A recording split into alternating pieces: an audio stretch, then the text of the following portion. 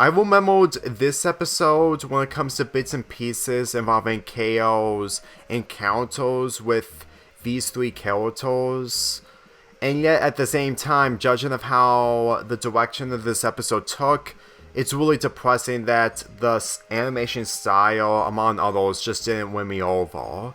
The premise of this episode is that KO is trying to help out other people because it's really rewarding, but Enid thinks otherwise. And once KO encounters Red's action and her crew, they embarrassed him to the point that Enid told KO that that's the reason why she doesn't help anyone, because anyone, including strangers, aren't trustworthy. But KO immediately thinks otherwise, judging of how Red's action and her crew's reasonings on making fun of him were justified due to Red's action having a very terrible hairstyle, while her crew had fashion taste issues and self-esteem issues. In all honesty, the fact that this show's way of friendship just isn't how it turned out as the series progressed, which is saying a lot considering that the last episode is all about friendship. Truthfully, this really sums up that this episode, along with the last episode, just really didn't feel like connecting with each other, especially since that Red's action has improved as a character when it comes to her relationship with Enid. The moral of the episode makes sense. When you help everyone, they don't give you a reward in return, and not everyone is the nicest person. It makes sense that way. But after the last episode, especially of how Enid is portrayed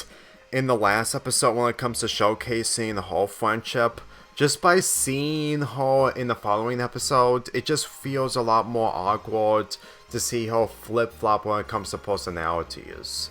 I'm just saying, Enid isn't bland in this show, but after witnessing how she was portrayed in the first episode, yesterday's episode, and now this episode, it's probably another reason why I didn't enjoy her character firsthand upon watching these episodes for the first time. If you think my experiences of the first binge watch I had from this show was really lackluster, truth be told, if you go through a show where you heard people saying that it's one of the best Cartoon Network shows ever made, and then when you get to these first episodes, it's honestly a weak impression when it comes to how these characters are portrayed. Granted, after watching more episodes, the show has improved in some other way, but when it comes to this episode in particular, after the last and first episodes, I didn't take the moral in full value.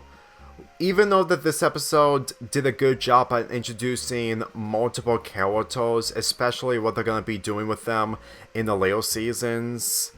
and episodes, since this season has 52 episodes, I got the impression that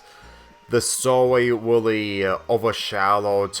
the positivity when it comes to characters, which is something that people would instantly focus on when it comes to being critiques, but at the same time, I'm trying to be as fair as possible. I'm just expressing onto why I didn't remember everything when it comes to my first binge watch. I would say that it was humorous of seeing one of Red Action's crew members saying thank you to KO, since Red Action and the other crew member never said thank you to KO, but at the same time, even if this is humorous, it doesn't really save this episode. This episode gets a 6 out of 10. It will grow bigger as we continue on, and yes, I still did the trilogy involving Red Action and Enid, but that's a different story entirely, and I don't even plan on including that video in the end credits of this, because Since this is still the beginning of Red Action's relationship with Enid, it's worth discussing her character when it comes to the ways that she has against Red in Season 2. Red Action may have had the better haircut that made her stand out when it comes to her episodes, but at the same time, you can't make the argument that KO's the reason that Red Action is in a relationship with Enid, especially when it comes to them being lesbian.